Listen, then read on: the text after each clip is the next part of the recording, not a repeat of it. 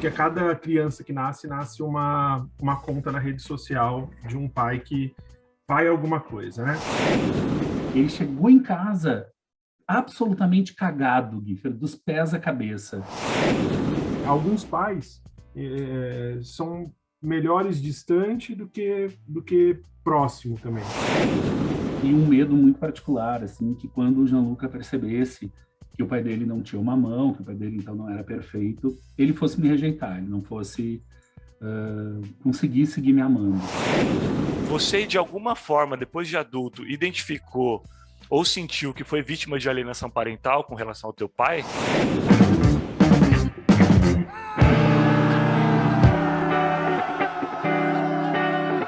Começa agora, Paternidade.doc, com Fernando Giffer.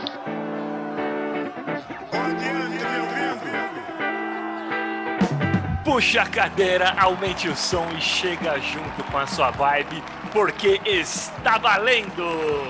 Estamos no ar com um programa que se dedica exclusivamente à conscientização em torno de uma paternidade mais presente e, claro, a celebrar o relacionamento pais e filhos, fomentando para que ele seja cada dia mais saudável, plural e afetuoso.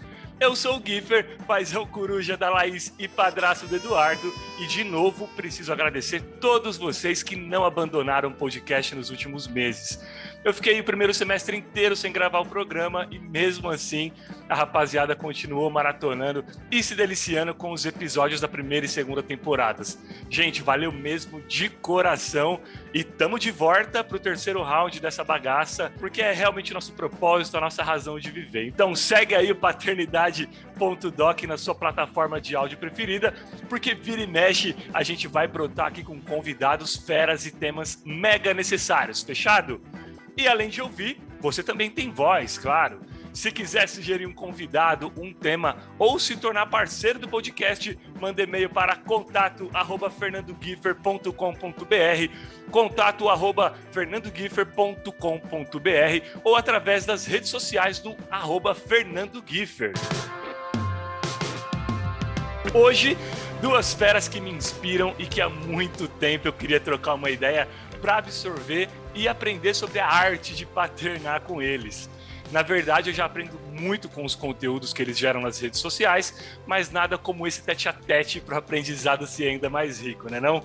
Senhoras e senhores, aqui na lateral esquerda, ocupando a posição que já foi do Roberto Carlos, ele, Beto Bigatti, 47 anos, que além de torcedor colorado, é paizão do Gianluca, de 16 anos, e do Stefano, de 9, palestrante, colunista e embaixador da revista Pais e Filhos e autor do livro Pai Mala, relatos sinceros de afeto, vínculos e imperfeições que não estão nos manuais. Já na ponta direita, dando uma de Cafu, ele, Leandro Nigri, 39 anos, jornalista, palestrante e também parceiro da revista Pais e Filhos, de Presidente Prudente para o Mundo, é paizão do João Guilherme, de quase 10 anos, do João Rafael, de 5, e da Maria Vitória, de 1 aninho e meio. Ambos carregam o fardo, entre aspas, claro, da influência digital paterna nas costas, graças ao bom número de seguidores que somam nas redes sociais. Produzem conteúdo quase que diariamente, participam de campanhas representando várias marcas envolvendo parentalidade, palestram sobre o tema, enfim, compartilham publicamente toda a rotina que cerca o dia a dia deles ao lado dos pequenos. Como disse até no programa sobre paternidade solo da primeira temporada, são duas trajetórias completamente diferentes, mas que desembocam no mesmo lugar, o amor incondicional. Bora conhecer melhor essas duas figuras de quem tenho certeza vou terminar o programa ainda mais fã? Para ser justo, seguimos por ordem alfabética. Já dou meu oi pro Leandro, mas primeiro, fala Beto, seja bem-vindo, meu parceiro. Tá frio aí no sul?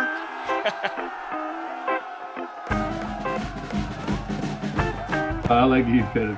Prazer estar aqui. Sabe que hoje, casualmente, não tá frio, né? Teve frio o último mês inteiro. No outono já chegou gelando, mas agora hoje deu uma amenizada. A gente tá com 20 e poucos graus aqui em Porto Alegre. Mas eu preciso fazer um adendo à tua apresentação, que foi muito generosa comigo. Mas acabou comigo quando disse que eu era colorado e eu sou gremista, Giffer. Mas foi proposital. Mas Tá a minha bom. intenção era te provocar. Eu fiquei pensando, continuo aqui no Paternidade Doc, eu vou embora. Mas eu quis te fazer essa provocação e eu vou querer saber de onde que vem essa veia gremista daqui a Cara, pouco. E se então- você é um cara meio fanático, porque eu sou palmeirense fanático. Não, sabe, olha só, eu não sou, né? Já vamos desmistificar. Não sou fanático. Mas a gente tinha um acordo aqui em casa, que a Luciana é colorada e eu sou gremista. Então o acordo era o seguinte: se a gente tivesse filhos meninos, eles teriam o meu time. E se fosse uma menina, seria o time da Lu. E aí o Gianluca é gremista e o Stefano, para ser do contra, o caçula, resolveu ser colorado. Aí, tá Daí vendo? veio a pandemia, deu uma amenizada nisso, né? Nunca foi no estádio, então ainda tenho esperança de converter o guri. Mas valeu a provocação, deu certo. Valeu, deu certo. E eu concordo, e eu já fico agradecido de você não ter abandonado o programa, porque se eu estivesse participando do seu programa e você me chamasse de corintiano, eu provavelmente puxaria o carro. Mas valeu, e daqui a pouco a gente vai saber falar um pouco mais a respeito aí dessas influências, né? Que o futebol, os clubes, enfim, é uma coisa que a gente traz muito da infância, muitas vezes até relacionada à nossa referência paterna. Deixa eu só falar agora com ele. Leandro, meu amigo, que demais receber você aqui hoje. Fala, Guifer. Eu que agradeço, cara. É uma honra estar aqui com você e com o Betão aí, esse bate-papo. E aí, como é que tá de time aí, velho, em Presidente Prudente? Cara, de time... Você é desligadão também com relação ao time? Cara, eu sou palmeirense, né? Eu tô vendo. E... Então tô aí, né?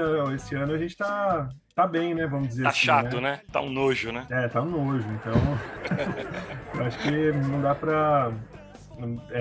não dá nem pra falar muito, né? Senão a gente deixa aí outros com inveja. Verdade. Ô, Leo, já aproveito para falar contigo mesmo, já abrindo aí o nosso tema, enfim, abrindo a nossa roda de conversa, sobre os termos paternidade ativa e paternidade consciente, que são muito utilizados aí por homens que produzem conteúdo sobre paternidade na internet. Eu quero entrar no mérito desse termo contigo, e claro, eu vou querer ouvir o Beto também, porque, embora eu acredite que essa fala tenha surgido por culpa do próprio homem e suas, historicamente, paternidades mais relapsas, eu acho que paternidade ativa é algo que continua chancelando a distância do pai na vida do filho e tratando como especial o cara que faz o básico, né? A gente não tem maternidade ativa, né? A gente tem só maternidade. Então, o uso de paternidade, na minha visão, pelo menos, já pressupõe que o cara seja ativo e consciente. Então, me soa até como pleonasmo, inclusive. Qual a tua reflexão sobre isso? Cara, você sabe que já falei sobre isso inúmeras vezes, né? E aí, muitas vezes eu continuo usando a hashtag, e muitas vezes acabo usando o termo ainda, porque a gente sabe que muitos pais não são ativos na vida dos filhos, né? E é isso aí mesmo. Mãe não precisa carregar o termo de mãe ativa, né? E quando a gente começou nas redes sociais há 5, 6, 7 anos atrás, isso ainda era muito novo, né? A gente fala que a gente tinha um ambiente muito árido falando de paternidade, né? Então eram muito poucos pais. E de lá para cá veio esse boom, essa explosão. Eu falo que a cada criança que nasce uma conta na rede social de um pai que faz alguma coisa, né? E isso é bom, vejo com bons olhos isso. Porém, a gente vê uma preocupação demasiada de ensinamento, sabe? De vivências que muitas vezes não são reais no dia a dia, né? Então, só para te responder assim, tem a questão do pai que é o pai só pai, que é o pai, que é aquele pai que não deveria ser só isso, assim, o pai que tem que carrega ainda aquela cultura de provedor, que chega, cria o filho ainda no século passado, sabe? Nas condições de século passado. E às vezes, assim, eu uso basicamente para poder diferenciar, mas não separar, porque eu acho que os termos, às vezes, eles acabam separando, isolando, e a ideia não é essa, é agregar mesmo, é arrebanhar esses outros pais que vivem nessa criação do século passado, trazer eles para para essa nova vivência, para que eles conheçam mesmo. Alguns não conhecem por ignorância, alguns não conhecem porque não querem conhecer mesmo, não querem se responsabilizar, porque eu acho que a partir do momento que você é um pai ativo, né, você exerce essa paternidade consciente, profunda e ativa e tudo, você tem muitas responsabilidades, você carrega as responsabilidades de tudo isso, né? Dessa conexão, de proximidade, de presença, de cumprimento das suas obrigações, de dividir mesmo, né, com a mãe todos os afazeres, enfim. Então, eu acho assim, ao mesmo tempo que o termo, eu acho que depende de como ele é empregado, por quem ele é empregado, e como mesmo é empregado, sabe? Mas eu basicamente ainda uso, muitas vezes ainda a hashtag, porque a gente sabe que tem muita procura quando vai se falar de paternidade, quando se busca esse novo conceito de um pai mais ativo, mais participativo, isso acaba evidenciando o nosso trabalho, né? Mas é isso, assim. Então eu acho que não não é para separar, mas é para poder diferenciar e tentar arrebanhar esses pais, fazer com que o nosso conteúdo chegue a um maior número de pais possíveis porque, cara, a gente recebe, acho que nós três aqui devemos receber isso, assim, né? Eu recebo muitos relatos de mães que o pai sequer troca uma fralda, que o pai sequer leva a criança para a escola, que não se conecta, né? Que é criado nos modelos dos anos 1900, né? Assim como os nossos avós e tudo mais foram criando os meus pais. Meus pais tiveram um outro tipo de criação. Hoje eu tenho um outro tipo de criação. Eu tive um outro tipo de criação, e aplico hoje uma criação diferente com os meus filhos, mais baseada no conhecimento que eu tenho, né? E acredito que muito do conhecimento que eu tenho está dentro de tudo que eu consumi relacionado dentro desse ambiente de paternidade ativa, vamos dizer assim, que eu absorvi nas redes sociais. Cara, perfeita a sua reflexão. E eu acho que isso enriquece muito exatamente o homem ou a mulher, enfim, o pai, a mãe que nos ouve, porque a gente consegue aprofundar sobre algo que às vezes se torna uma discussão dentro até desse nosso próprio meio, né, de pais que dão a cara para bater, de pais que enfim, expõem o dia a dia, a rotina com os filhos, a própria família. E eu confesso para você que eu também, né, uso ainda, vez ou outra, a hashtag. Eu tive esse start de paternidade. Falei, cara, paternidade, tive uma vez que eu fui palestrar também, e tava num slide meu, assim, desculpa, e aí eu falei, cara, eu preciso refletir mais sobre isso, assim, será que é o melhor a ser dito, ao ser fomentado, será que é o correto? Mas concordo com você também no que tange a questão do alcance, né, nas redes sociais, e é o que você falou, né, cara, ganhar algumas almas aí para a sua responsabilidade básica, que é a paternidade. E os termos paternidade ativa e paternidade consciente por Beto Bigatti? Pois olha, eu concordo com vocês, né? Claro, acho até que o Leandro foi generoso quando ele fala em educação do século passado, né? Se a gente for ver, tem pai criando filho com uma mentalidade do século retrasado, né? Uma coisa meio absurda. Claro, a gente vive numa bolha, e nessa bolha a paternidade ativa nem faz tanto sentido mais, mas é como vocês disseram, eu acho que eu também, né? Eu prefiro não usar esse termo. Acho que tu disse bem, Guifera, não tem maternidade ativa, né? Nunca teve, porque, na verdade, maternidade por si só já pressupõe tudo aquilo que a gente sabe que uma mãe faz. Mas o homem ainda precisa desse adjetivo para a gente poder chamar os caras para essa responsabilidade. Para a gente ainda ser pauta, né? Isso a gente diz há muito tempo, né, Leandro, que a gente quer... O objetivo dos nossos blogs é que eles não façam mais sentido. Que em algum momento não tenha por que eu ler sobre paternidade ativa, entendeu? Porque nós, todos homens, estaremos fazendo a nossa parte na educação dos nossos filhos, né? Então, eu uso também Mas quando eu uso, eu sempre faço essa contextualização justamente para que sirva como reflexão e para que a gente não ache que é uma romantização da coisa. Olha que legal. Aquilo que também, né, no nosso meio é bem comum, que é ser chamado de paizão, e tu não vê isso sendo usado com as mulheres, né? Porque simplesmente, pelo contrário, né, as mulheres fazem tudo e mais um pouco e são muito criticadas e julgadas, e nós fazemos o mínimo e somos vistos como homens incríveis, né? Então, com o tempo, eu imagino que a gente não vai mais usar esses termos, né? Mas, por enquanto, eu acho que eles são importantes. São importantes justamente por isso, para a gente chamar para o debate, chamar para a conversa, alargar essa bolha, porque falar para os convertidos já está muito fácil, né? A gente se entende, a gente concorda, a gente, claro, um aprende com o outro, mas a gente já parte de premissas muito similares. A questão é trazer os não convertidos para esse debate. Cara, exatamente. Acho que é o que você falou, né? A nossa busca é para que nós não tenhamos que falar sobre isso no futuro, né? Hoje eu costumo dizer que assim, não existe super pai, né? Ou você é pai ou você só tem filho. Não tem essa de ser super absolutamente nada. E eu acho que com vocês acontece a mesma coisa. Eu me sinto muito mais incomodado do que feliz quando me chamam de paizão ou me chamam de super pai, porque eu faço o básico. Porque quer dizer que a gente está muito longe de chegar exatamente no destino que a gente deseja, né? Exato. Que é exatamente essa equidade de cuidados, de presença, né, Beto? Perfeito, o que tu falou, né? Tem uns que só têm filhos, né? Nas minhas últimas postagens, eu adotei uma assinatura nos posts que eu gosto muito, particularmente, que é essa, assim: se você tem um filho, seja pai.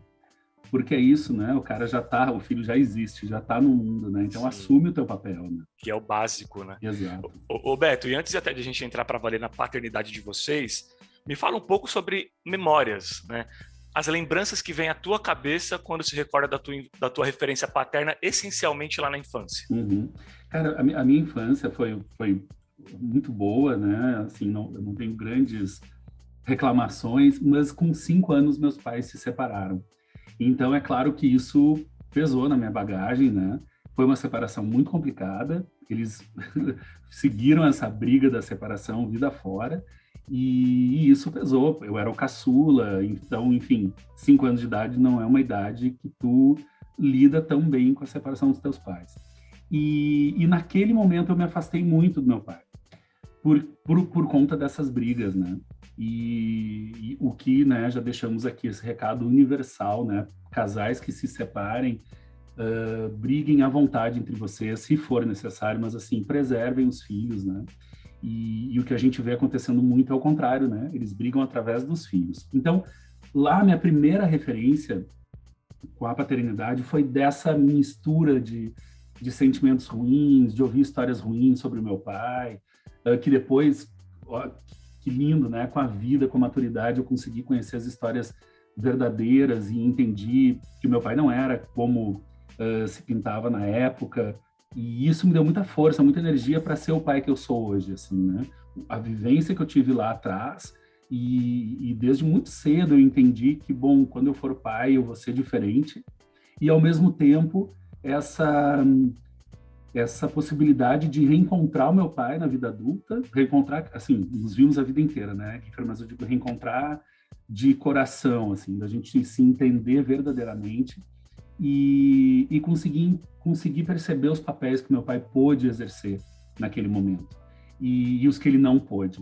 E daí eu tirei esse aprendizado para minha paternidade. Bom, eu estarei presente, né? Sou casado, tudo, mas se acontecer alguma coisa, não importa. Eu vou sempre lutar e batalhar para estar presente na vida dos meus filhos. Ontem ainda respondi como é que eu via o futuro da minha paternidade e eu disse isso assim: olha, eu vejo eu sempre junto deles, né? Onde quer que eles estejam, eu quero estar junto. E isso vem da minha referência, da minha infância com meu pai, né? De não ter tido o pai tão próximo quanto seria importante para mim e como isso repercutiu nas minhas escolhas de hoje. O Negri, contigo, cara, você teve presença paterna afetiva entre a infância e a adolescência ou foi mais aquela relação do provedor? Cara, meu pai, ele tinha uma presença muito autoritária, sabe? Então eu sempre tive muito medo do meu pai. E acho que isso era uma das coisas que mais me incomodava quando eu pensava na minha figura como pai, né? E eu não queria trazer isso para os meus filhos, assim, né? Eu não queria que eles tivessem essa mesma relação, porque hoje eu tenho um olhar totalmente diferente do adolescente e da criança, né? Eu entendo que meu pai, ele fez do jeito que ele sabia fazer, como ele sabia, do jeito que ele aprendeu e talvez do jeito que ele tenha vivido também experiências como filho, né?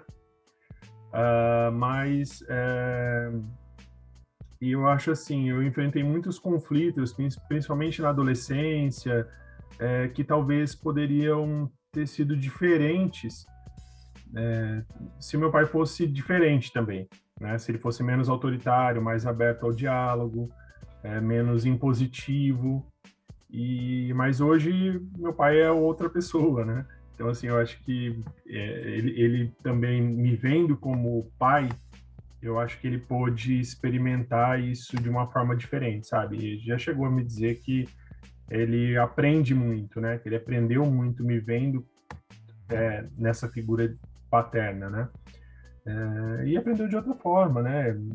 Enfim, eu acho que as terapias já nos ajudaram aí ao longo dos tempos a resolver tudo isso, assim. E eu acho que hoje eu não tenho qualquer tipo de questão a ser resolvida com meu pai e tal. Ele é meu amigo, ele é presente na minha vida, ele tá sempre junto aí, né?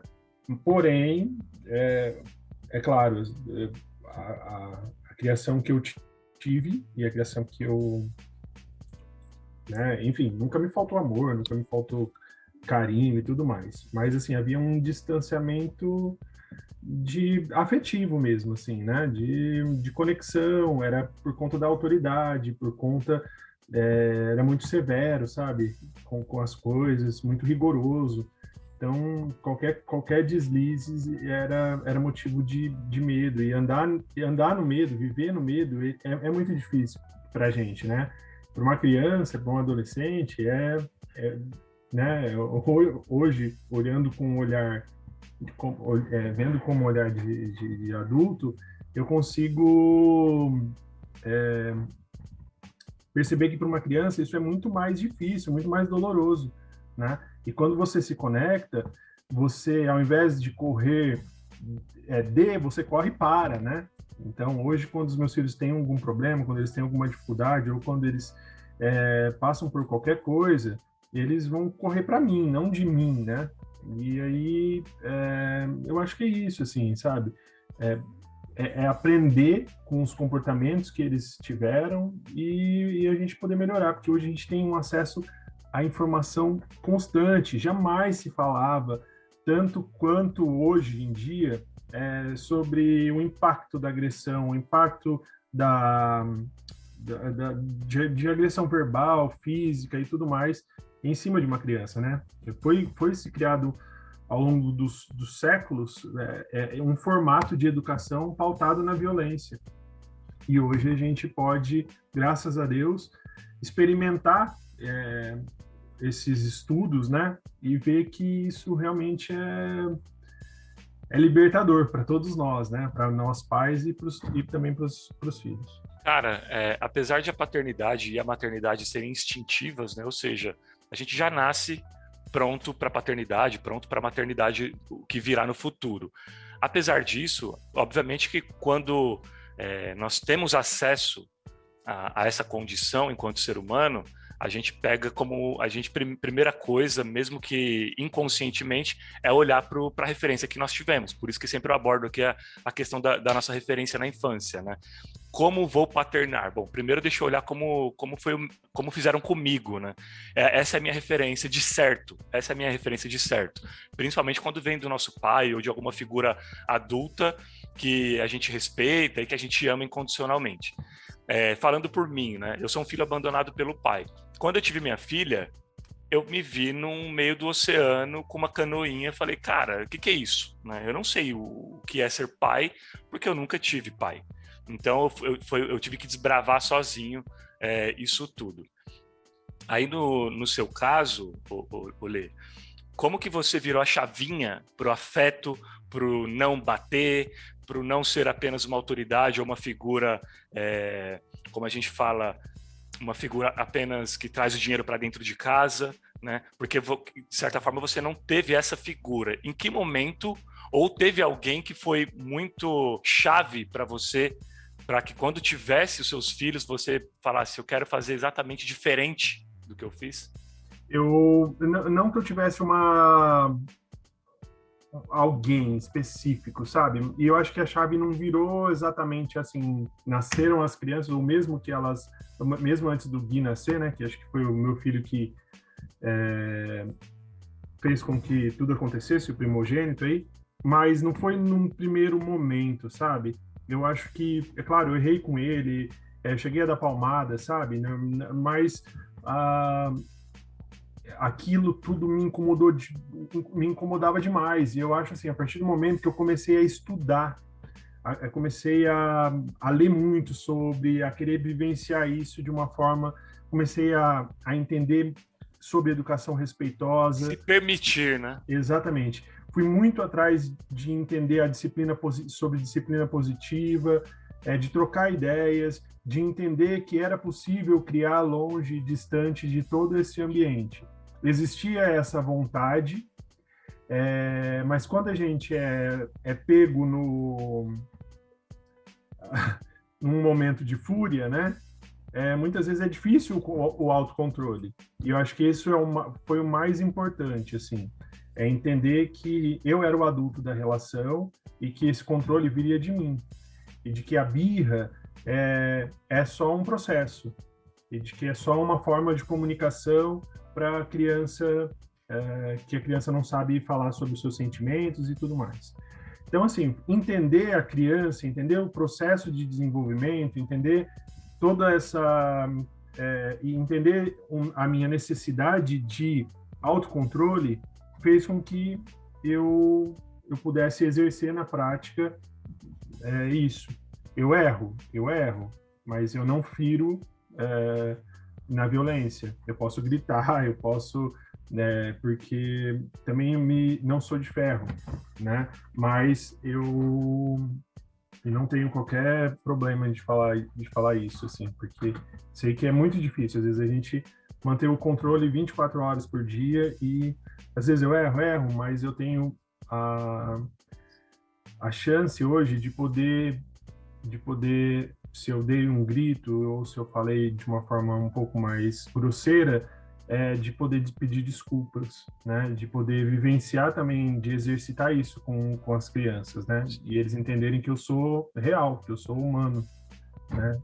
Que esse ídolo que eles têm, que ele também erra, né? Perfeito. Ô Beto, eu queria voltar na sua fala, né? Porque você disse uma coisa que me chamou a atenção quando falava do relacionamento com o teu pai. Esse relacionamento que se restabeleceu, enfim, com muito respeito agora na fase adulta principalmente, mas você disse algo do tipo, depois eu descobri que não era necessariamente o que me diziam sobre ele. Você, de alguma forma, depois de adulto, identificou ou sentiu que foi vítima de alienação parental com relação ao teu pai? Olha, sabe que olhando assim em retrospecto, eu não sei se eu enquadraria dessa forma, assim, né? Numa categoria tão clara, mas eu te diria que eles podem ter sido irresponsáveis na forma como eles lidaram com um filho de 5 anos que estava ali naquele conflito, né? Por exemplo, o Leandro falou uma coisa agora que eu gosto muito de falar também, que assim, claro que eu erro, né? As pessoas têm uma expectativa. Então, como eu escrevo sobre o tema, eu sou um pai perfeito. E é evidente que não sou, porque antes de ser pai, eu sou humano. E eu erro. E o que me faz um bom pai, modéstia à parte? Tentar fazer melhor amanhã. Tentar não repetir os erros de hoje, né? Isso me faz um pai melhor. E eu sinto que isso faltou nos meus pais. Na minha mãe e no meu pai, lá há 40 anos atrás, 30 e poucos anos atrás. Faltou essa vontade de olhar para dentro e entender que o conflito era deles, era com eles, entre eles e especialmente internamente, cada um com os seus problemas. E não despejar isso para o filho, né? E eu te digo que eu vivi, só porque agora tu fez essa pergunta, eu me lembrei de outros fatos, assim, eu vivi, para tu ver como o sistema todo, ele não é preparado para essa parentalidade mais responsável. E essa história que eu vou te contar tem 30 anos, 30 e poucos anos, mas assim, fui numa audiência um dia para discutir divisão de bens ainda, isso mais de 10 anos depois da separação, ou 10 anos depois da separação, e eu fui junto, por escolha da minha mãe. E a juíza, presta atenção, a juíza determinou que eu fosse o fiscal da situação em relação bem específica à casa na praia que eles tinham, e eu, com 12, 13 anos de idade, faria o controle se eles usariam cada vez, uma vez por mês cada um, que eles poderiam usar, não um mês para cada um, na verdade. Então, isso é o sistema judicial lá de anos atrás, colocando como protagonista numa briga de ex-marido e ex-mulher quem deveria estar blindado dela. Exatamente. Então, não é nem que eu estou fugindo da tua pergunta, que eu acho que é interessante a gente pensar nisso, mas eu te diria que o sistema, ele não está ainda preparado, até hoje, 2022, para esse homem, para esse novo pai, vou chamar assim de novo pai, mas que é o pai que assume, né, a sua responsabilidade, que às vezes fica em casa e a esposa vai trabalhar, que cuida de coisas que há 30, 20 anos atrás o homem não cuidaria, né? Tipo cozinha, limpeza da casa, coisas que até hoje são vistas como femininas, né, da mulher, e que a gente está aqui justamente para desconstruir essa história. Então, essa é uma prova de que a gente tem que mudar muita coisa na cultura, no sistema, né, para que a gente possa, no futuro, deixar de usar o termo paternidade ativa. E eu comentei com você sobre a questão da alienação parental, né? Como a sua fala me chamou a atenção, eu entrei nesse mérito. Sim. Porque só até para contextualizar e trazer um pouco da minha experiência, né? Que nem eu falei, eu sou um filho abandonado também. Cara, eu fui reencontrar meu pai em 2017, depois de 23 anos sem vê-lo. Depois que eu me tornei pai, que enfim, a gente, como vocês falaram, a gente passa a estudar, a gente passa a ler, a gente passa a absorver a experiência dos outros pais que compartilham conosco generosamente a sua rotina. E eu comecei a refletir a respeito, porque depois que eu fiquei adulto, determinada parte da minha adolescência, entre a fase adolescente e a fase adulta, eu criei um ódio, eu criei um trauma, enfim, eu não queria nem ouvir falar do nome, aquela coisa traumática mesmo, sabe? Essa pessoa que eu odeio e tal. Quando eu fui pai, quando eu fiquei adulto, eu comecei a refletir acerca do que, de repente, poderia ter levado ele àquele abandono. E eu, muito custosamente, cheguei à conclusão de que sim, em vários momentos, fomos vítimas de alienação parental, tanto ele quanto eu, né?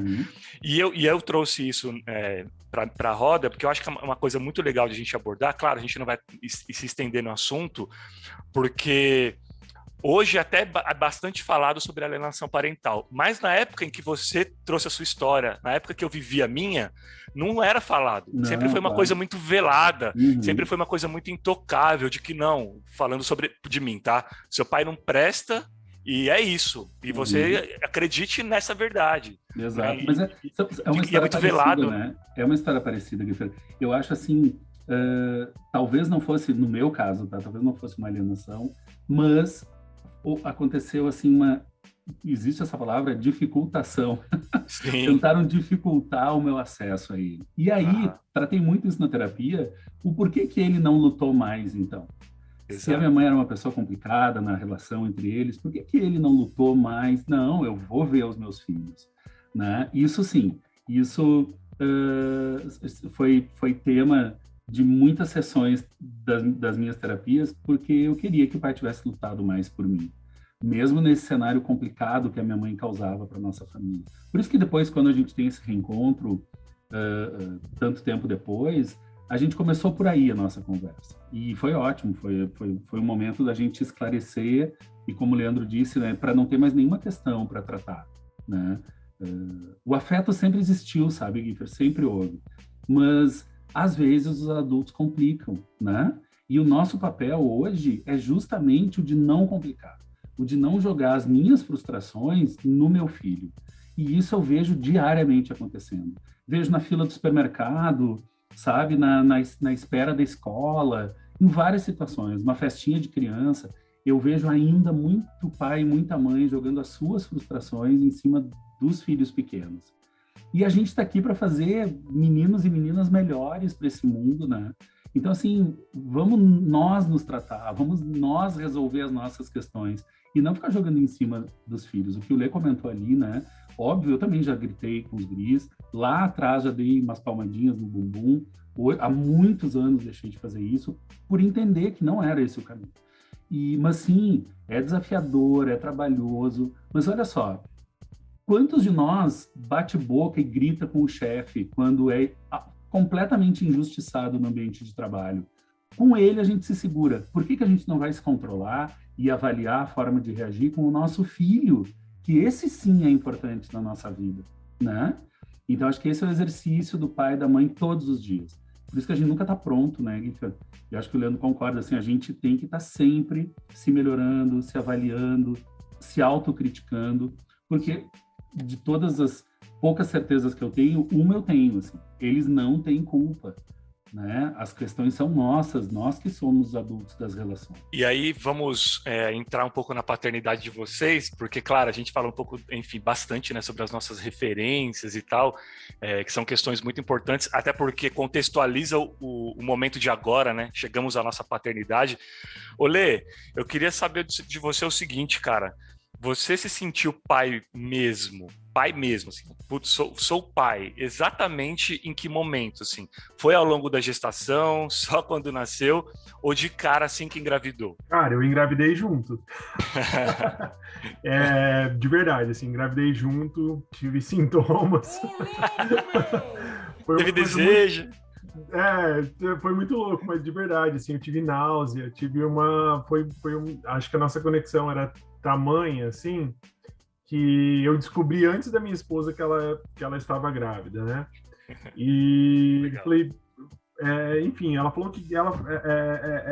então, eu não... Eu acho que foi aí, sabe? Assim, o negócio aconteceu aí. Eu falei, vamos lá, faz o teste que a gente está grávida. E aí aconteceu a paternidade. É claro, ela vai amadurecendo com o tempo, né? Mas você usou uma fala que eu achei interessante. A gente já nasce com isso, né? Faz parte mesmo dessa nossa essência, né? Basta exercer e praticar. E é o dia a dia que fez com que ela fosse ganhando forma, né? A gente nasce sem saber muita coisa, a gente nasce dentro da paternidade, estou querendo dizer, né? Quando o filho chega na nossa vida, quando está durante o processo de gestação. Então, ali mesmo eu participei de tudo, né? Desde todo o pré-natal, enfim, de se conectar já com a criança ali na barriga e fazer com que essas coisas fossem perdurando, né? Nasceu e me conectei ali nos banhos e me conecto no dia a dia hoje com 3 na rotina que é maluca, né? Então eu acho que esse nascimento do pai, ele nasceu talvez no desejo de ser pai antes, mas acho que no momento em que a gente soube que estava grávida, eu me entendi como, sabe? Assim, fui tomado por aquela emoção. Ô Betão, bom, você viu que o Leandro falou que ele percebeu que seria pai quando não desceu para ele, quando parou de descer, né, Leandro? Quando parou de descer para ele já falou, vamos fazer o teste que a gente tá grávido. Você, Betão, quando você percebeu que ser pai era um desejo, cara? Cara, sabe que eu sempre, assim, eu não tinha aquela coisa assim, tipo, eu quero ter muitos filhos, isso não passava pela minha cabeça. Mas eu tinha muita vontade de formar essa família, assim, né? E aí, então, eu até posso te dizer que desde sempre eu quis ser pai, mas era uma coisa meio etérea na minha vida, assim, não é uma coisa que eu ficasse pensando, e aí quando a gente casou, eu já queria logo, não foi por aí. Mas eu sabia internamente, assim, que eu queria muito ter filho, né? Isso era uma coisa que sim, eu sabia. E aí, no dia que a gente descobriu, eu, um pouquinho diferente do Leandro, não soube antes, mas fui eu que alertei a Lu, assim, eu disse, olha, eu acho que isso pode ser uma gestação. E aí ela foi fazer o teste de farmácia e a gente confirmou. E a partir daquele dia do teste da farmácia, que a gente fez um pouquinho antes do almoço, logo em seguida eu já comecei a falar com a barriga. Dei o apelido para o Gianluca naquele mesmo dia, que foi gordo, e aí eu ficava falando, e dali eu nunca mais parei, né? Eu contava a historinha todos os dias para a barriga, para o Gianluca, e fui a todos os exames, enfim, realmente, assim, eu me senti pai a partir daquele teste de farmácia, sabe?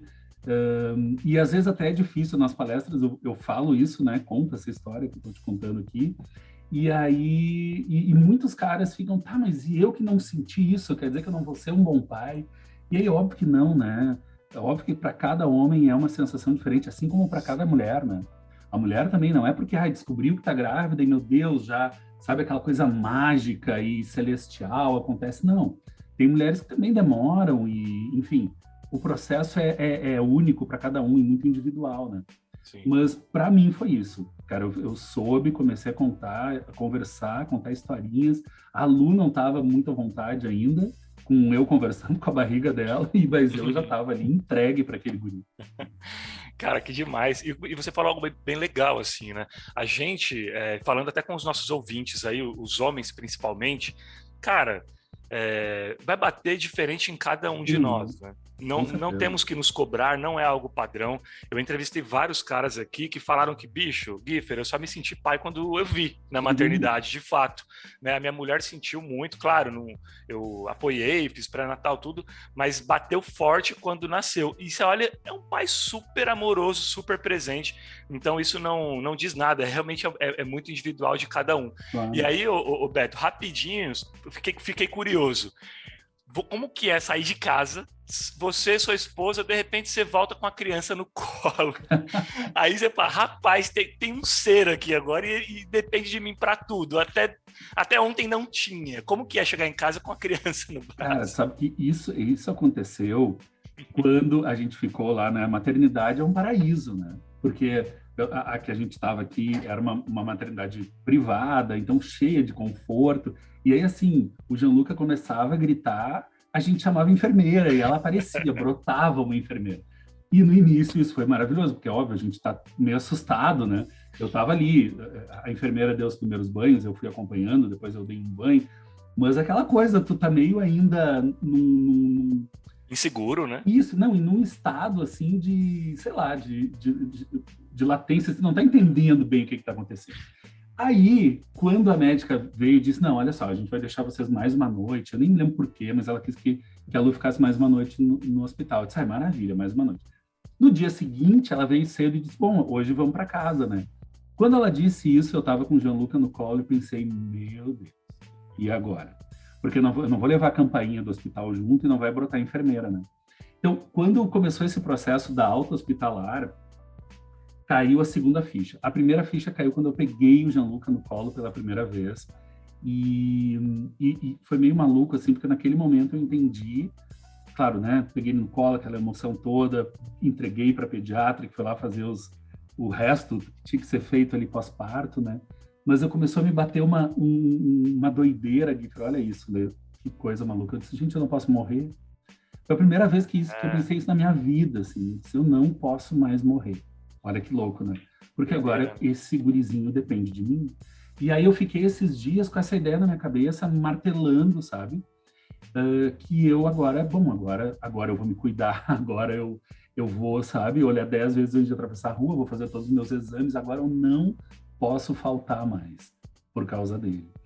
E aí eu fui com isso, assim, e quando a gente pegou ele, então, o bebê conforto, que era obrigatório o bebê conforto para sair do hospital, e a gente chegou em casa, ele chegou em casa absolutamente cagado, dos pés à cabeça.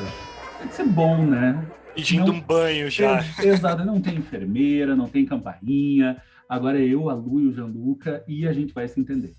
E aí as primeiras trocas foram caóticas, o primeiro banho foi mega confuso, tinha cocô, roupa e fralda pelo chão, e deu certo, ele tá aí com 16 anos, um guri lindo, incrível, feliz, entendeu? Eu, um pai mais feliz ainda. Então é isso, eu acho que a ficha vai caindo aos poucos, a gente não pode se apavorar, e no fim, se a gente se entrega, vai dar tudo certo. No fim das contas, dá tudo certo, Dá sempre tudo no final. certo. Cara, e você falou desse negócio de morrer, eu lembrei de 2 convidados que eu tive aqui, que é muito louco, né? A gente para pensar nessas coisas mesmo, assim. Exato.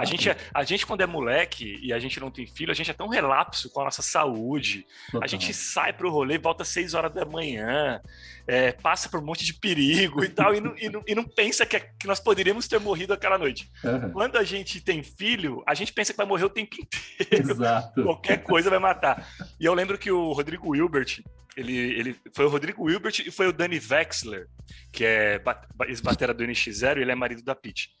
E eles falaram o seguinte, olha que louco isso, eu não lembro se foi o Hilbert ou se foi o Danny, eu sei que os dois comentaram, mas teve uma paranoia deles de pegar avião separado com a mulher, né? Porque eles viajam muito com as mulheres, né? O Rodrigo com a Fernanda, o Danny com a Pitty. E aí chegou esse momento de, cara, a gente não pode viajar de avião junto, não. Porque se o avião cair, vai morrer os dois. Olha que loucura isso. Então, deixa eu te contar. Eu fiquei ali, o Gianluca nasceu, teve a licença na época de 5 dias, né? 5 dias úteis, né? Então, perdi o fim de semana. E aí eu emendei férias ali, fiquei... Enfim, deu mais ou menos 25 dias que eu fiquei grudado na minha família o tempo inteiro. E aí voltei a trabalhar e uma semana depois eu precisava viajar a Curitiba a trabalho. Ok, eu já fazia isso regularmente antes do Gianluca nascer, então ok, na quinta-feira eu tinha que ir a Curitiba. Quando eu me acordei na quinta-feira para pegar o voo, eu não consegui levantar da cama. Eu me deu uma espécie de labirintite aguda, eu não conseguia ficar deitado, não conseguia me levantar, eu não conseguia viver ali, entendeu? Caramba. Tentei, e resultado, eu não consegui viajar, fui pro atendimento, e o diagnóstico foi uma crise de ansiedade. Foi a primeira crise de ansiedade que eu tive na vida, porque eu teria que deixar a Lu e o Gianluca sozinhos, e eu não estava conseguindo, porque eu estava o tempo inteiro atuando ali, né? Sim. E aí, até de uma forma, essa ansiedade toda, de uma forma evidentemente doentia, desnecessária, mas assim, eu me sentia tão imprescindível ali naquela família que eu não podia faltar, não podia ir ali trabalhar 2 dias e voltar. E, bom, aí, claro, né, tive que conversar muito sobre isso. Nesse episódio específico, me mediquei, me acalmei, depois consegui viajar a trabalho e fui diluindo, isso foi diluindo com o passar do tempo. Mas para tu ver como essa coisa do afastamento, num determinado momento, me chegou de jeito, assim. Né? Bate forte mesmo, cara. Ô Lê, eu queria saber de você uma coisa, cara. Como que tem sido, depois de botar 2 marmanjinhos no mundo, ser pai agora de uma menininha, cara? Né? O que a Maria Vitória te trouxe de diferente, no que ela vem te transformando? Cara, realmente ser pai de menina é diferente, né? Às vezes a gente acha que fala assim, talvez assim, no cuidado, nos cuidados físicos iniciais ali, tudo tal, tem, claro, além de o corpo ser diferente, o que já na hora ali, já me travou um pouco, né? Essa delicadeza, cara, é tudo, assim, sabe? Embora a minha seja... Você ficou mais sensível? Cara, eu acho que... Eu não sei se eu fiquei mais sensível. Eu tive um outro olhar para a paternidade. Uhum. Eu achava que fosse tudo igual. Você, vai ser... quem cria menino, cria menina. Realmente, quem cria um, cria outro. Mas, assim, eu achava que seria igual esse sentimento. Eu não sei te explicar exatamente o que de fato aconteceu. Mas eu tenho um olhar diferente. Ao mesmo tempo, assim, que eu penso... Meninos, a gente eu acho que isso está muito mais relacionado ao processo de criação mesmo, assim, sabe? De tanto de proteção, uma proteção um pouco maior, assim, sobre ela, porque menino parece que a gente dá uma certa empurrada, né? A gente vai, tudo a gente incentiva, sobe mesmo, vai e tal, e a menina a gente, ao mesmo tempo, tem um certo receio, mas tem que continuar fazendo o mesmo para que ela se sinta empoderada, para que ela se sinta forte, corajosa, né? Apoiada, mas ao mesmo tempo sem perder aquela delicadeza, aquela doçura, aquelas características que normalmente são do sexo feminino, assim, né? São da mulher, assim, são da menina, né? Mas a minha é uma espoleta, viu? Ela tem 2 bons professores aqui, então ela realmente ela toca o terror. Ô, Beto, e aí, cara, a gente entra um pouco na pauta do machismo, né? Porque a tua geração, aliás, a nossa geração, tinha um machismo muito arraigado, enfim, até melhorou um pouco agora, mas ainda bem longe do ideal. Você, como pai de 2 homens, como busca transmitir e abordar sobre machismo com eles? Eu acho que é uma conversa diária, assim, né? Eu sei exatamente da minha responsabilidade, né? Minha e da Lu, em fazer 2 caras muito melhores do que a gente vê na média aqui, né? Do que a gente vê no nosso cotidiano, no Brasil, enfim, no mundo, né? Então, eu me sinto muito responsável, né?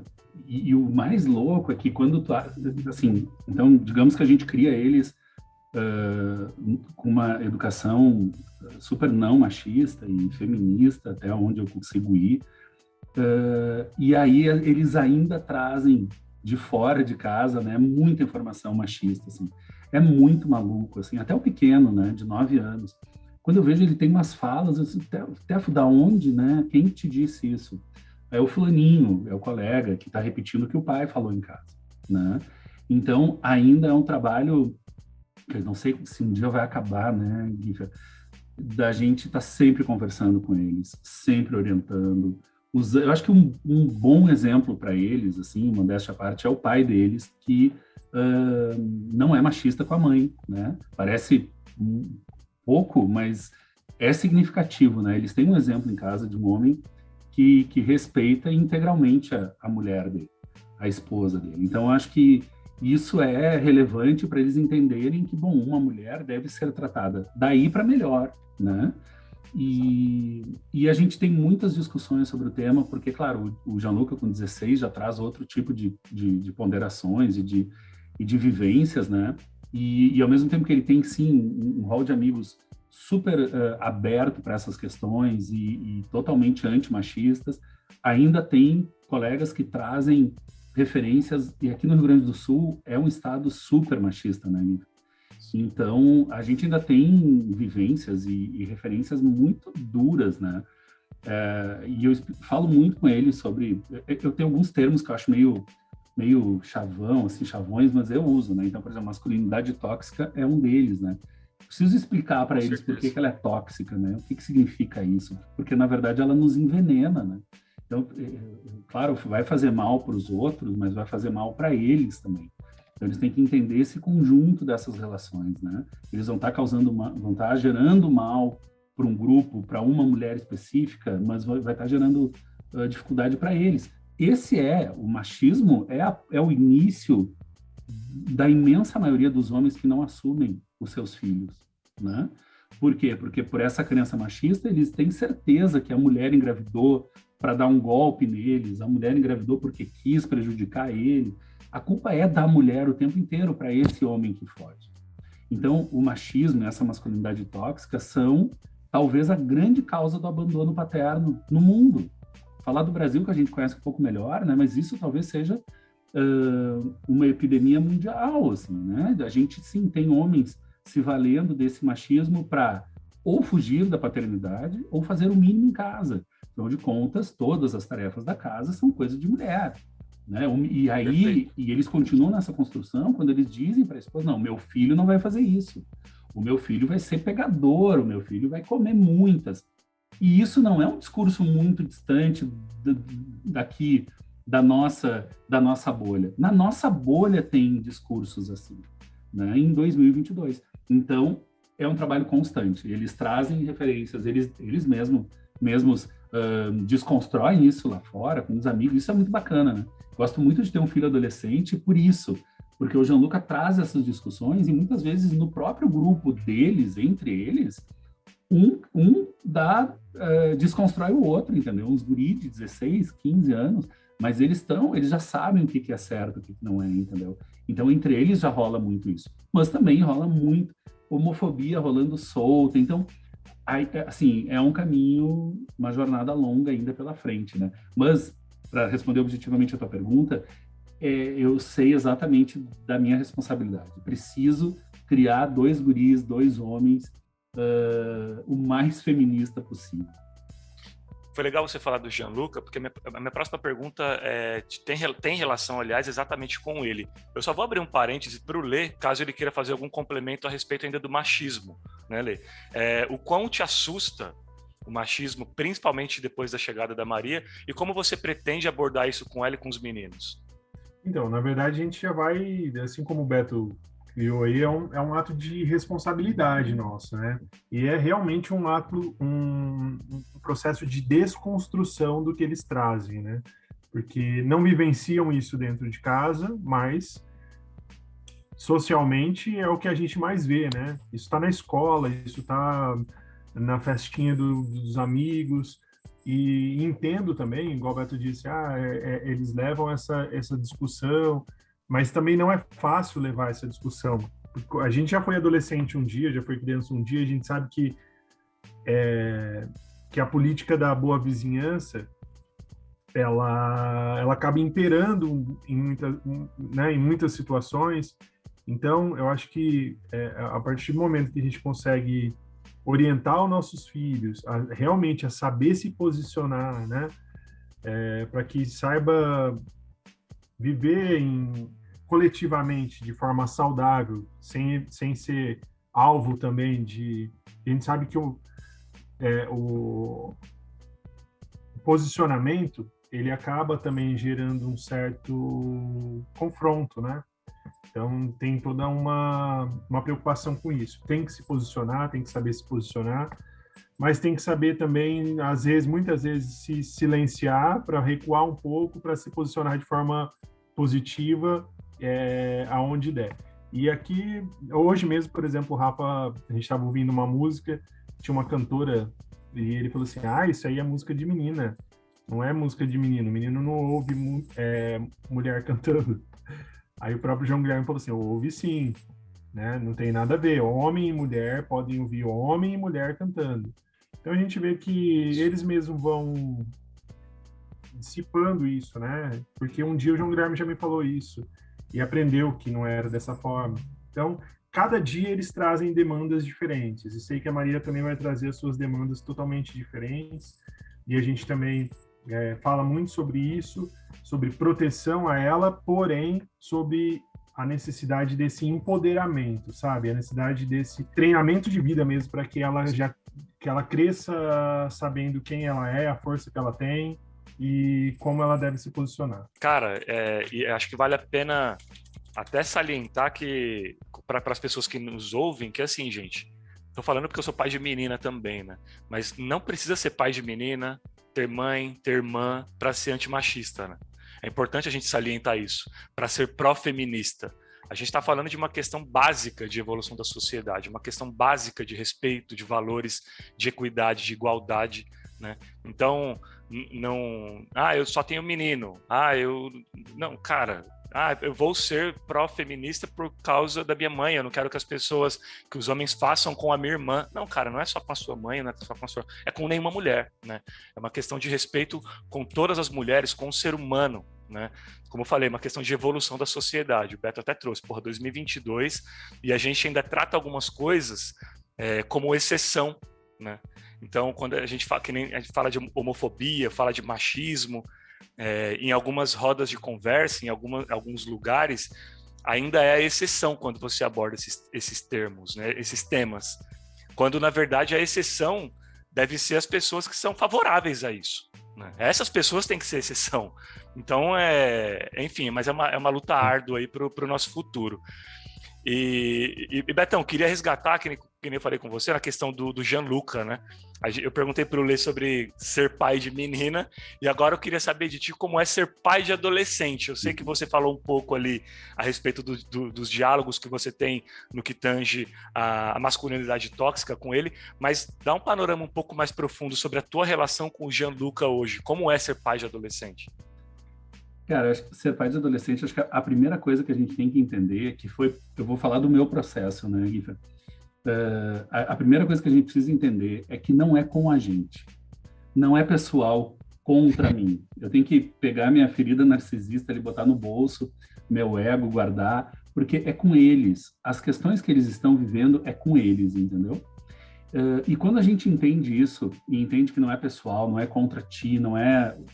Tu começa a dar o peso certo, a medida certa para as coisas que tu vai escutando do teu filho, que ele vai trazendo, porque sim, tem momentos mais difíceis, né? Fundamental que a gente não esqueça, né? O Leandro até comentou, fundamental que a gente não esqueça que nós já fomos adolescentes, a gente sabe como é, a gente não contou tudo para os nossos pais, a gente fez coisas que eles não aprovariam, coisas que a gente hoje não aprovaria, e por mais que tenha mudado muita coisa da minha adolescência para cá, a essência do adolescente ainda é a mesma. Ele ainda precisa se identificar no grupo, ele precisa quebrar esse vínculo com paizinho e mãezinha, com papai e mamãe. Isso tudo não mudou. Essa base da psicologia segue valendo para todo mundo. O que mudou foi o entorno, o contexto. Então a gente precisa estar muito atento, assim, bom, mas o que eu faria com 16 anos, né? O que eu deixei de contar para o meu pai, para minha mãe, com 17, com 16 anos? Então, eu converso muito com o Gianluca, não por nada o pai, esse apelido de mala, né? Ele não é à toa. Ele é porque eu estou sempre muito presente, querendo saber as coisas que acontecem dentro dele ali, e do Stefano também. Mas eu precisei aprender a ser pai de adolescente e entender que eu preciso dar o espaço que ele necessita. Eu preciso me afastar, às vezes, ser menos mala, menos presente. Olha que louco isso. Mas eu preciso ser menos presente. Para dar espaço, né? Mas ele sabe que quando ele precisar... O Lê disse um troço ali que eu achei fantástico, assim, que não é correr mas é correr para, né? Então, assim, o Gianluca e o Stefano, eles precisam entender que o pai está aqui para aquilo que eles precisarem. Eu vou sempre ser um porto seguro para eles. E isso eu acho que está muito claro, sabe? Isso é uma construção, né? Tu vai fazendo desde lá de contar a história para a barriga, ou depois cada pai é um pai, mas assim, para mim foi assim. Vai se construindo essa relação de confiança em que o Gianluca sabe que a maior parte das coisas que ele quiser me contar, ele vai poder me contar. Por que eu estou dizendo a maior parte? Porque vai ter coisas que ele não vai me contar. E tá tudo certo, eu também não contei, né? Mas ele precisa entender esse contexto de acolhimento.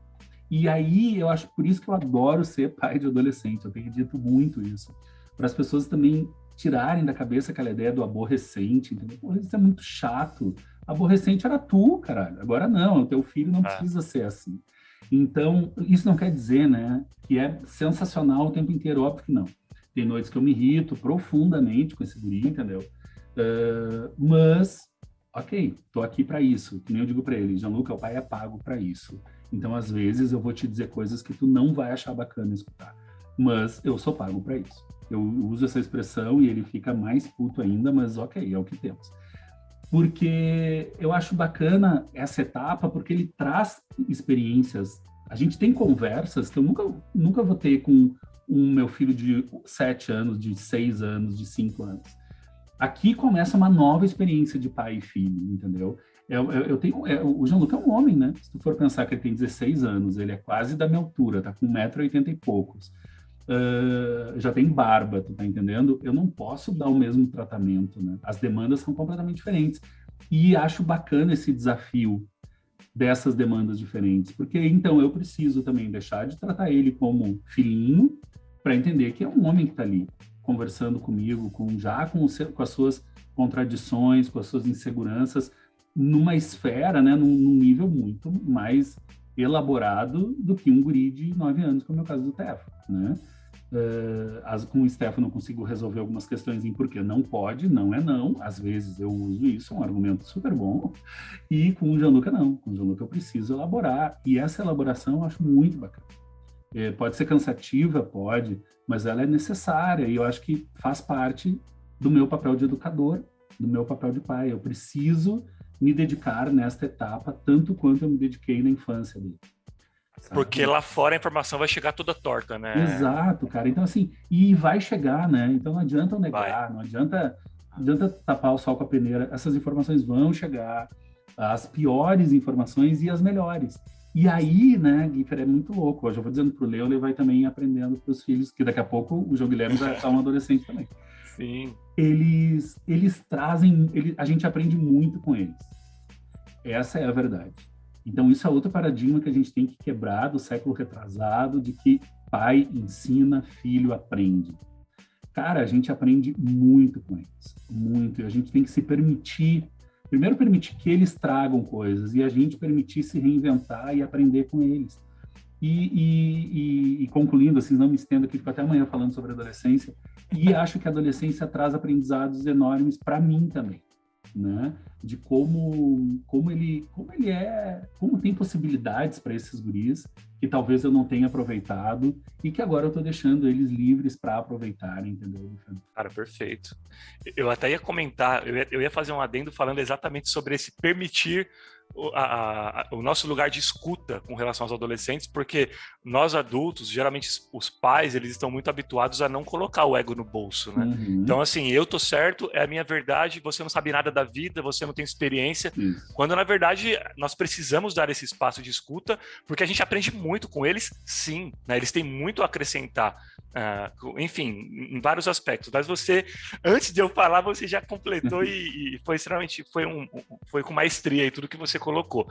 Olê, eu fiz essa pergunta que eu vou fazer para você agora para alguns convidados, inclusive fiz até para o Piangers, né, que também atua com influência parental na internet, e queria saber de você o seguinte, cara, uma vez que nós temos cada dia mais a cultura do ódio gratuito, perfis fake news, montagens, pedofilia, enfim, tudo isso rondando as redes sociais, a internet, a exposição da família te assusta nas mídias? Ela, cara, o cenário é assustador. É aí que entra o nosso papel de triagem, né? Acho que é aí que entra, o Beto vai concordar comigo aí, tem muitos assuntos que a gente acaba, não vou dizer não se posicionando, mas assim, tendo um cuidado maior para falar. Tem outras coisas que a gente prefere não expor.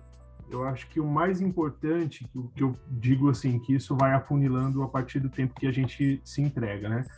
Eu recebo muita pergunta de gente que quer começar a falar sobre, fala, olha, tem que estar muito bem preparado, porque e saber dosar e saber que vai acontecer algumas coisas que não são tão prazerosas e outras que vão te, de repente, encher os olhos, né? Mas é muito mais não prazeroso o feedback, às vezes, assim, sabe? Porque você mexe com feridas mesmo. E em tempos de ódio gratuito, pedofilia e tudo mais que você disse, a gente tem que resguardar muito mais a privacidade da família, assim. Então, sempre tomo muito cuidado com as imagens das crianças, enfim, com a exposição, com posicionamentos que podem ser interpretados de forma... às vezes da forma mais clara possível que você fale, tem gente que faça interpretação equivocada, sabe? Mas eu tento falar no Papai Educa embora a gente se posicione em muitos aspectos, eu tenho falado muito mais sobre relação pai-filho, sobre afetos, sobre respeito, então sobre temas que levam muito mais conforto, que levam muito mais aprendizado, vamos dizer assim, não sei se essa seria a palavra correta, mas para dentro das casas, assim, né? E tenho evitado alguns embates, porque eu não tenho tempo, de fato, para poder entrar em embates, assim. Eu acho que, se de repente eu tivesse, eu poderia entrar em embates que eu considero, de repente, importantes. Vou falar de política, por exemplo, assim, que eu considero importante, de repente, em posicionamentos, mas eu não vou ter tempo de me posicionar, né? Responder a todos, de ficar me posicionando relacionado a isso, assim. Sim. Então, muita coisa eu acabo deixando de lado. Eu falo que a gente vai traçando uma linha editorial ao longo do tempo. Então, tem assuntos que a gente evita, tem assuntos que a gente fala, tem assuntos que a gente prefere passar por cima. Ô Beto, e ainda sobre redes sociais, especificamente na influência digital, como que você concilia a vida virtual com a vida real ali? Os afazeres do dia a dia, trabalhos, estudos, projetos e paternidade e família? Pois então. só rindo, né, Guilherme? Assim, é meio uma maluquice, assim, né? Eu não sou um cara muito organizado, não era, na verdade, um cara muito organizado. E eu precisei aprender a ser para poder dar conta, assim, porque é muita coisa mesmo, né? Dá trabalho. O Lê comentou bem, a gente cria uma linha editorial, então, às vezes a pessoa está olhando de fora e acha que é só um story, é só um post. Não, não é. Por trás daquilo ali tem bastante penso, né? Sim. E a ideia é que quanto mais planejamento e penso tenha por trás de uma postagem, mais natural ela apareça para todo mundo, né? Isso não quer dizer que é tudo planejadinho não, mas assim, eu preciso ter um roteiro mental, assim, das coisas que eu preciso fazer, as que vão acontecer casualmente, aí vão aparecer igual, vão ser postado igual, mas hoje eu preciso dessa organização. Eu tenho meu trabalho lá de carteira assinada, tenho trabalho com Pai Mala, as colunas que eu escrevo, então assim, a função maior que é ser pai, né? Eu não posso, isso acho que é fundamental, e o Lê, tenho certeza, concorda comigo. A gente não pode fazer com que os nossos perfis ganhem mais atenção do que os nossos filhos, do que a nossa família. Tem que ser uma coisa sintônica, né? Então, por esse lado, tem a facilidade de mostrar o cotidiano familiar, porque tu tá vivendo enquanto tu tá fazendo, mas isso às vezes te rouba do presente, te rouba daquele momento presente de estar com os filhos. Então, eu, de um tempo para cá, eu diminuí um pouco, ou diminui bastante, na verdade, essas aparições, assim, para conseguir dar conta da família mesmo. Assim. Então, eu tenho essa ordem na minha cabeça. O trabalho, né? O trabalho lá da carteira assinada, a família, porque são coisas inegociáveis, né? E aí, depois, eu me organizo para fazer o Pai Mala, que é uma grande paixão minha, então eu escrevo com prazer mesmo, né? Mas eu preciso me organizar para esse prazer não virar uma obrigação e não virar uma bagunça. Mas, assim, é um desafio constante. Às vezes a gente não dá conta. Eu, por exemplo, eu estou há alguns meses já tratando uma epicondilite no braço, porque tu sabe, né, que eu não tenho uma mão, então eu sobrecarrego muito o braço esquerdo, que é onde eu tenho a mão, e para tudo, né? Uso ela para absolutamente tudo no meu dia a dia, evidentemente. E precisei dar uma maneirada. Então, hoje em dia, eu, apesar de estar nas redes, eu tenho acessado muito menos as redes do que eu acessava, que é justamente para poupar a minha mão. Preciso que ela esteja bem para eu cuidar dos meus netos, entendeu? Então, é isso, assim, é um desafio. É um desafio, mas é um bom desafio. Às vezes a gente fica exausto, né, Lê? O Lê pode assinar embaixo o que eu estou dizendo. A exaustão vem, Total. né? A gente só não posta foto de cara de acabado, assim, porque senão a gente perde muito público, o pessoal se assusta. Mas, sim, aquilo, né? A frase não é minha, mas se a paternidade não está te cansando, tu não está fazendo direito. Ótimo, perfeito. É exatamente. Acho que contextualiza tudo. Não é? É exatamente isso, cara. Ô, Fernando. Oi. Não, só Claro.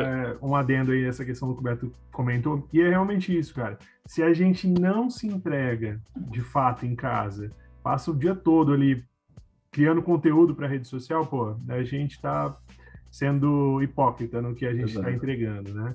E muitas vezes, por mais que a gente saiba que depende de métricas de rede social e tudo mais, de Instagram, muitas vezes eu olho assim, o consumo, que você acaba de postar, já as pessoas já estão ali consumindo tudo aquilo, né? Me preocupa ao mesmo tempo que eu dependo desse consumo, ele me preocupa, porque as pessoas, se elas estão consumindo aquilo o dia todo, como que está a família, né? Aonde que estão esses filhos? Onde que está o olhar É aquilo, né? essas Nós crianças? estamos consumindo esses conteúdos ou esses conteúdos eles estão nos consumindo, né? Exatamente. Exatamente. É muito isso. Isso que, É, essa reflexão que o Lê traz, eu acho muito importante. Quando eu vejo, às vezes, assim, alguns perfis que 1,5 segundo depois que eu postei já assistiram e repetidas vezes, eu tenho essa mesma preocupação do Leandro. Tá, mas só um pouquinho. Quem está cuidando dos filhos nesse momento? Né? exatamente. Ô Beto, e você comentou a questão do seu braço, e eu ia até comentar com você, cara, que tem um vídeo muito legal no teu Instagram, acho que até uma parceria com o Shopping Guatemi, se eu não me engano, que você fez, em que você conta que o Stefano só conseguia pegar no sono quando ele acariciava teu braço direito, que é justamente o braço que você tem a deficiência. Cara, conta pra gente sobre isso, porque, bicho, eu achei tão lindo, eu achei tão bonito, né? Isso, assim, e não sei, tá? Talvez algo que no passado, posso até estar errado, mas talvez algo que no passado possa ter te causado alguma dor emocional e que, de repente, quando chega o futuro, você vê que é o cantinho preferido do teu filho. Que maluco, né? Cara, é muito maluco. Assim, na verdade, essa é a grande... Por que eu sou tão apaixonado pela paternidade, né, Guifer? Por isso, assim, a paternidade me mostrou que eu podia ser amado exatamente... Parece um mega chavão, né, gente? Mas eu juro que não é. Aqui dentro bate muito, é muito honesto o que eu estou falando, assim.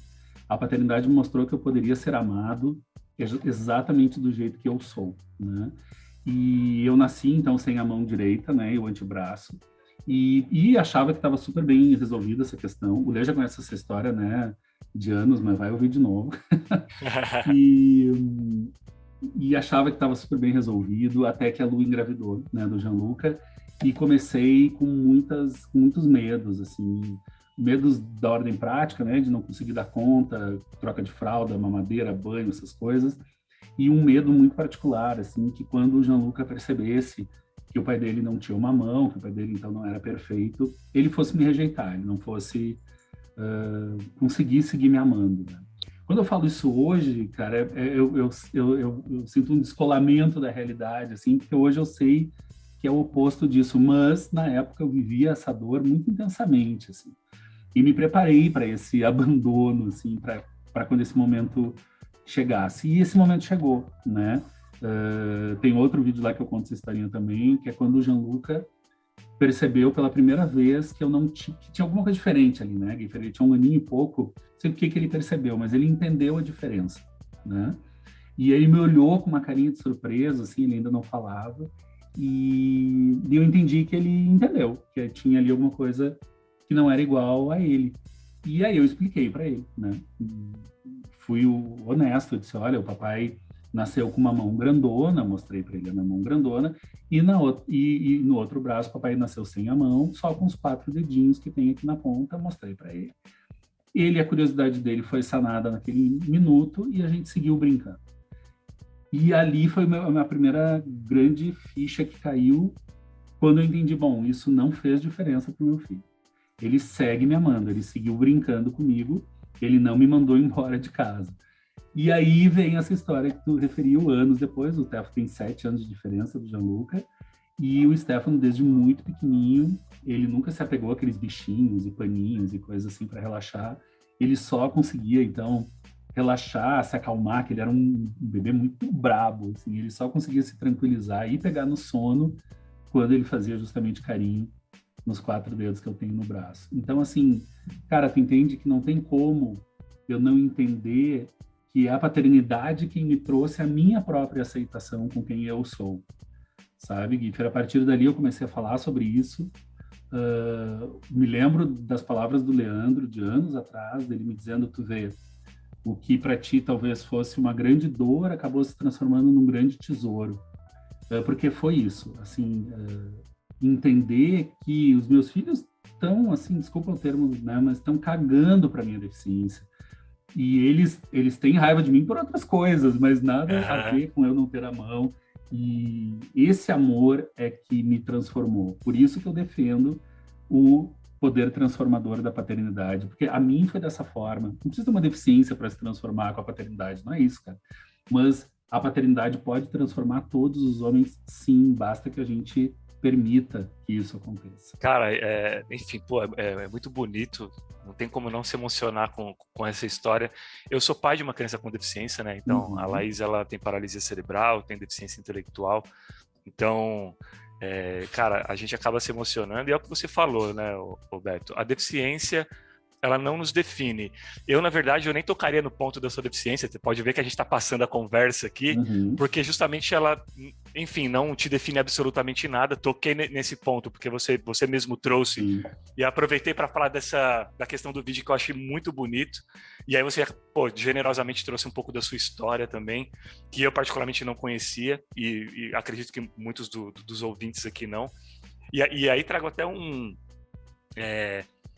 uma indicação, passo até para você, pro Lê também, para todo mundo que nos ouve. O último programa, Paternidade.doc, que eu fiz da segunda temporada foi com o Daniel Dias, que é o maior atleta paralímpico da história do Brasil, o maior medalhista paralímpico. Ele é incrível, né? Ele é incrível. Eu não escutei, vou atrás agora para escutar. Cara, o programa dele tá incrível, e olha que louco, né? Você comentou a respeito, enfim, das dores, e como a paternidade ressignificou muito, muito isso.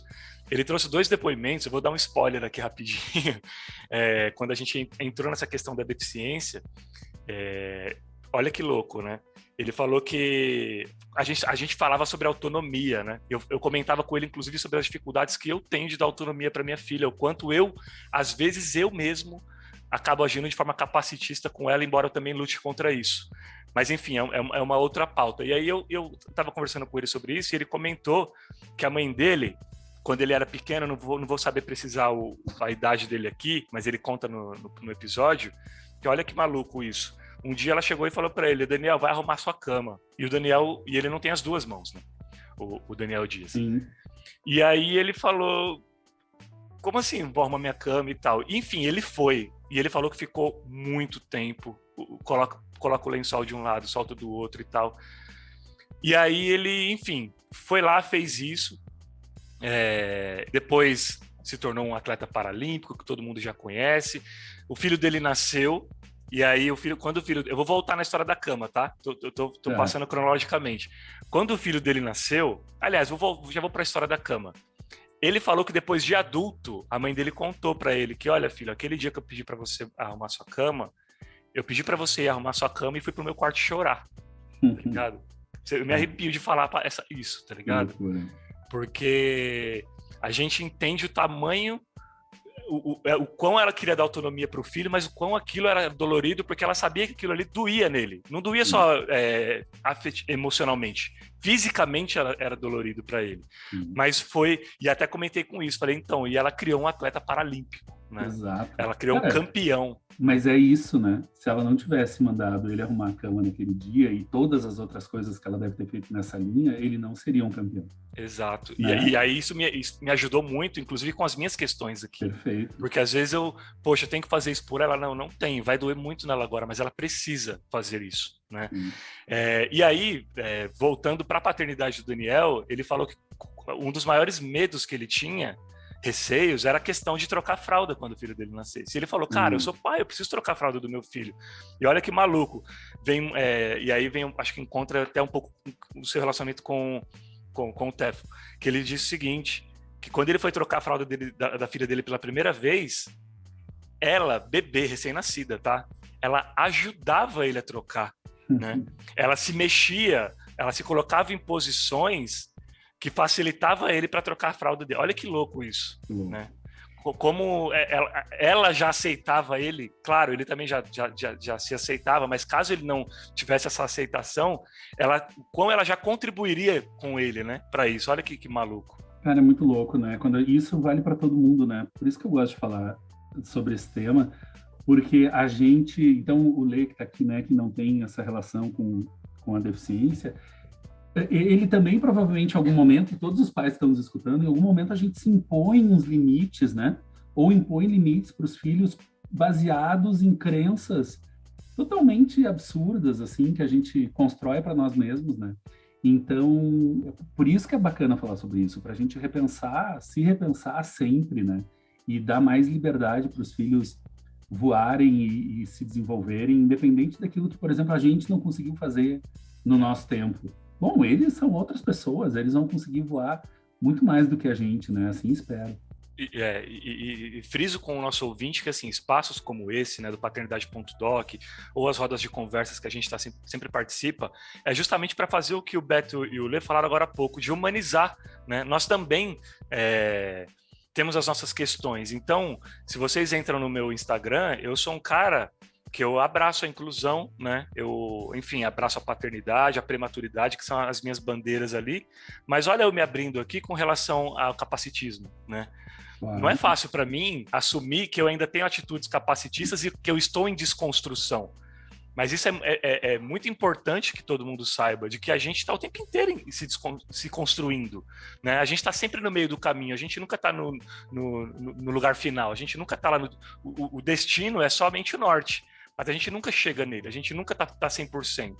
E eu, às vezes, compartilhar desse tipo de experiência, desse tipo de fraqueza, se é que pode ser chamado assim, é muito importante para que daqui a alguns episódios eu volte e fale, poxa, graças a Deus estou conseguindo melhorar com relação a isso, graças a essas trocas que eu tenho com os pais que vêm, né? E o Fernando, o Guiper, opa! E essa questão, cara, do capacitismo não é só de vocês, assim, que tem qualquer tipo de relação com a pessoa com deficiência, sabe? Isso acontece com a gente aqui mesmo, no dia a dia, né? A gente tem que se policiar o tempo todo, igual o Beto disse aí. Tenho certeza que muitos pais aí que estão nos ouvindo vão se identificar com isso. A gente faz pelos filhos algo que eles são capazes de fazer, né? E a gente vai tirando a autonomia, sabe? E cada vez mais isso está ficando muito mais latente no dia a dia. Antigamente as crianças já se criavam, né? A maioria vem aí de uma criação um pouco mais simples, às vezes com a vida na zona rural, tal. Então cada um já aprendia a se virar logo desde muito cedo. E hoje hoje a gente tem uma geração que recebe tudo muito de mão beijada, sabe? Tudo muito pronto. Então, nós pais aí precisamos voltar os olhares e preparar os nossos filhos para aprender a se virar na vida, né? A sobreviver sozinho, né? Sim. Bom, a gente já vai seguir para o quadro de encerramento do programa, mas eu queria que você, Lê, comentasse rapidinho sobre um câncer da sociedade, que é o abandono paterno, né? Cara, o Brasil tem hoje quase 12 milhões de mães solo. Você tem um microfone muito bacana direcionado aí para os homens. O que você pode falar para esses caras, enfim, mais relapsos com relação aos filhos? Cara, esses caras estão perdendo o melhor da vida, né? Enfim, eu acho que a perca perde a criança, sim. Muitas vezes eu já li algumas coisas que a criança perde, todo mundo perde a mãe, perde a criança, perde essa conexão. A vida é para hoje, né?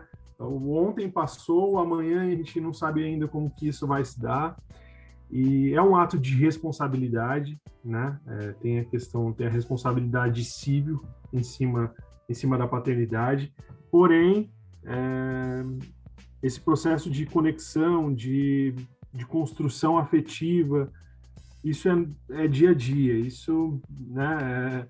Esses caras estão se privando aí da melhor conexão, da maior conexão de vida que eles podem ter.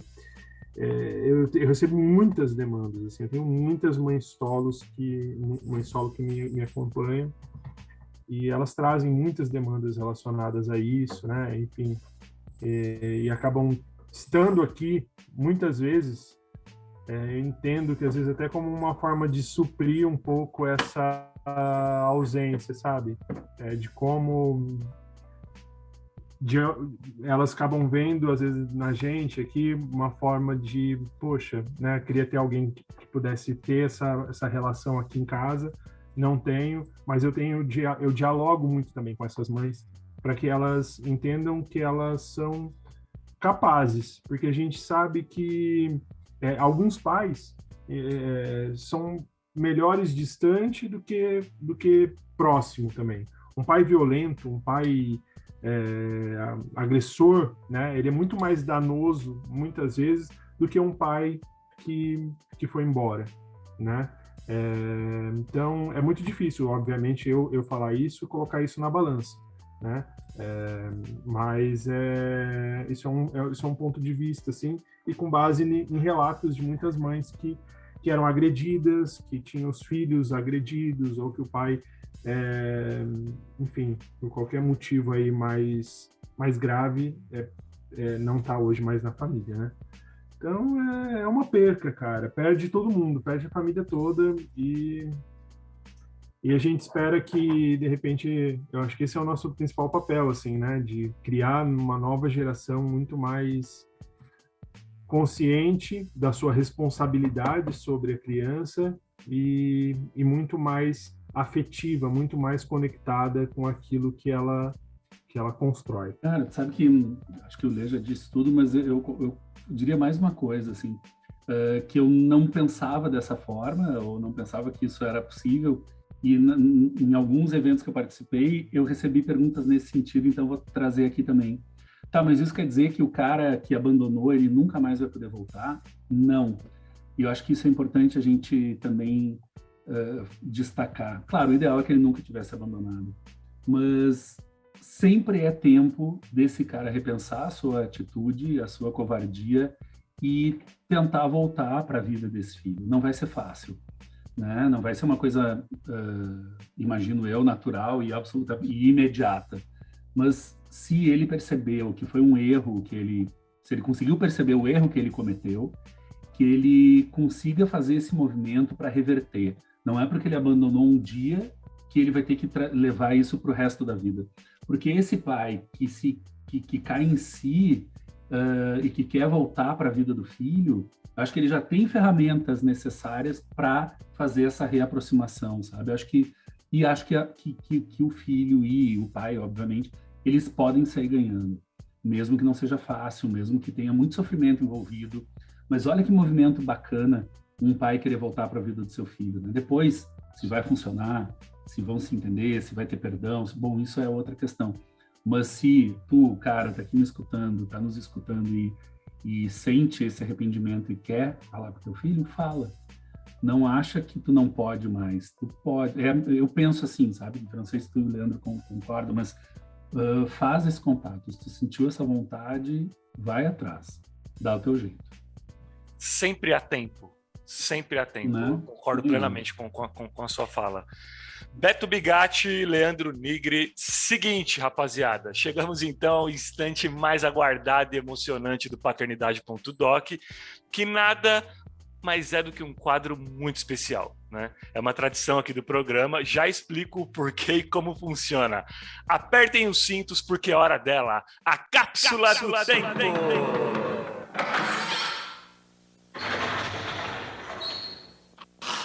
Senta que lá vem a história.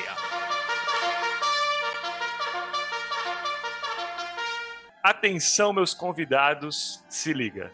É nessa cápsula do tempo que vocês vão guardar uma mensagem toda especial para os filhos de vocês, sacou?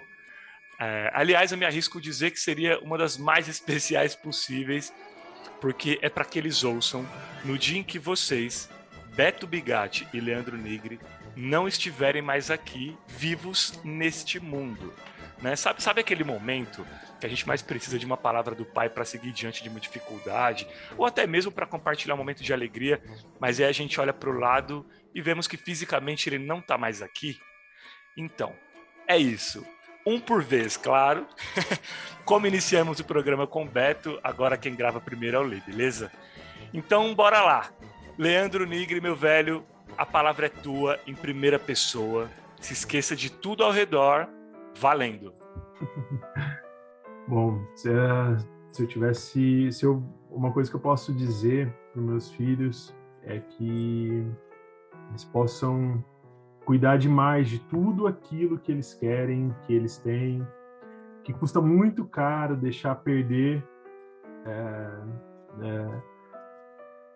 o que é mais valoroso na nossa vida, não tem preço, né? E que tudo que o pai fez, tudo que o pai construiu foi pensando em garantir que eles fossem eles mesmos e que eles pudessem construir a sua felicidade e enfim, viver felizes aí com o que são e com as escolhas para a vida. Aí, maravilha.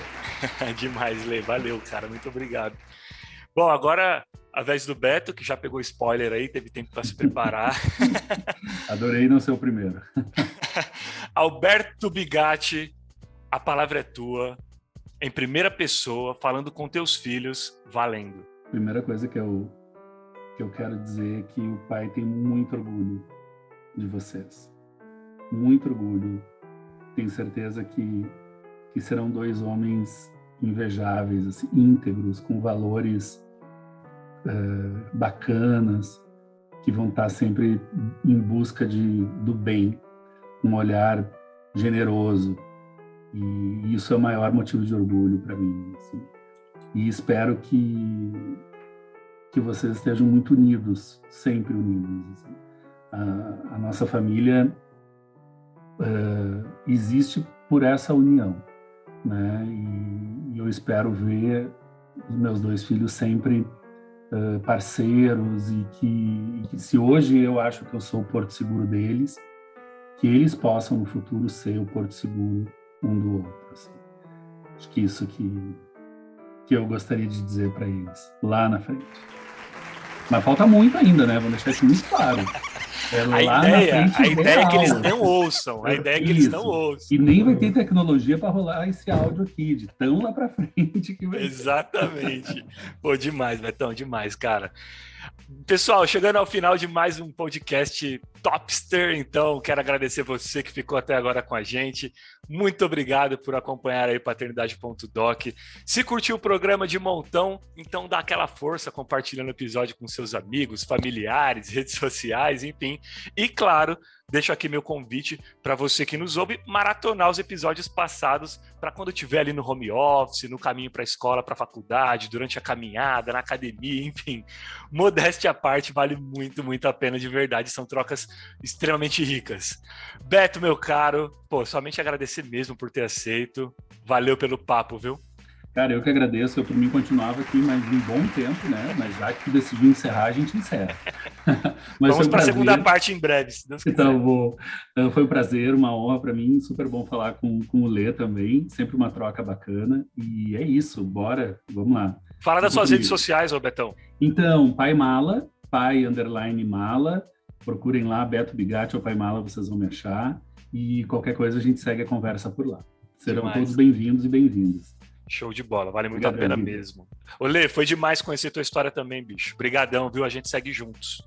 Valeu, Giffer. Eu que agradeço o convite, poder dividir aí com vocês. Cada encontro aí como esse é sempre recheado de muito aprendizado. E para te encontrar nas redes, meu brother? Papai Educa no Instagram, blog papaieduca.com.br. Onde tiver Papai Educa, eu tô. Boa. Giffer, posso falar uma coisa? Claro. Posso fazer um merchan? Opa! O livro do Pai Mala tá lá no site paimala.com.br, onde eu conto a minha vivência na paternidade, enfim, acho que teu público pode se interessar também. Muito, muito. paimala.com.br, né? Isso aí. Maravilha. Bom, para encerrar, quero dar meu abraço afetuoso também ao Michel van der Linden, ao Bruno Félix Pascoal e à Lúcia Aparecida Fonseca, membros aí da comunidade Paternidade.doc lá no Apoia-se, pessoas que contribuem efetivamente financeiramente com a sobrevivência aqui desse humilde programa. Gratidão, viu, gente? Deus abençoe vocês aí de coração. E você aí no outro lado, quer ser membro da comunidade Paternidade.doc? Quer dar uma força aí para esse podcast continuar Bibinho da Silva? É só acessar o apoia.se/podcast paternidade, apoia.se/podcast paternidade, ou através do link que está aqui na descrição do episódio. Não esqueçam também de seguir e fortalecer lá o @FernandoGiffer nas redes sociais, porque tem muito mais material relacionado à paternidade, inclusão, prematuridade, enfim, que são minhas bandeiras e partes do meu propósito de vida. Valeu, gente, até a próxima. Fui!